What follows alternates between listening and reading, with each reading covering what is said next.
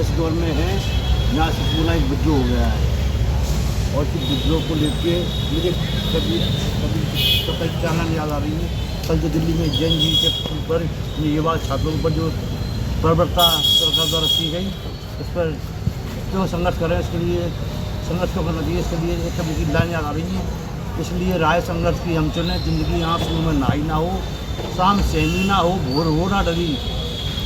जिंदगी आंसुओं में नाई ना हो किसी के लिए मखमली बिस्तर, किसी के लिए चटाई ना हो।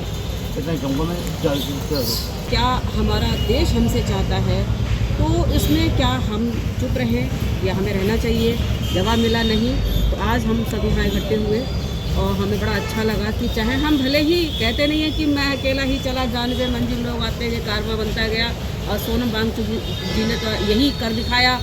हालांकि कहने वाले तो बहुत कुछ लोग उनके बारे में कह रहे हैं उल्टा सीधा। ये तो यहाँ के समाज की आदत है कि कोई अगर अच्छा काम करने निकलता है तो उसमें हज़ार बुराइयाँ लाद देंगे उसके ऊपर।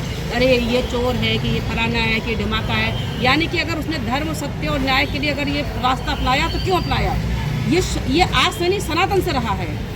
तो ये अच्छे और बुरे लोगों के बीच की जंग हमेशा रही है, लेकिन जीत हमेशा सत्य और धर्म और न्याय की हुई है। और ये लड़ाई भी बिल्कुल हम जीतेंगे।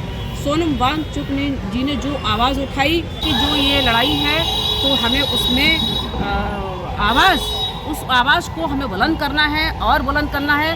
और अगर हम कहते हैं एक ही दिया काफ़ी होता है, अगर हर जो नहीं जा सकते हैं दिल्ली, जो जहाँ हैं, जिस जगह हैं, जिस भूमिका में, वो वहाँ पर अपने ये काम को करें, अपनी भूमिका को निभाएं, ताकि कल जब तवारीख हमसे ये पूछेगा कि उस वक्त आपने क्या किया, जब आपके सामने ये भूमिका निभाने का वक्त था, तो हम सब शर्मिंदा न हो, सब आग से आग मिलाकर इतिहास से ये कह सकें कि नहीं हमने किया। जो जैसा छोटी सी भूमिका तो उसमें निभाए, वो करें। मैं तो यही कहूँगी कि ये जो कुछ भी हो रहा है देश में, तब ये था हमारे सामने कि आज़ादी की लड़ाई थी। हमें अपने आप को गुलामी से निकालना है, फिरंगियों से बचाना है, ये व्यवस्था फिरंगियों की है और हमने उसमें सब कुछ सहा।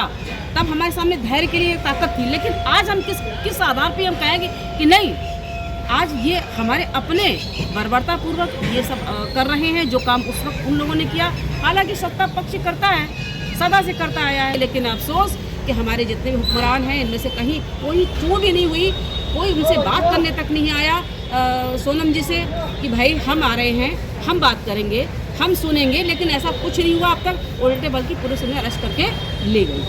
तो आप कितना, वही वाली बात है कि तुम चाहे कितना भी उजारे के पंख में रो, लेकिन हम जब चाहेंगे तब सूरज ले आएंगे।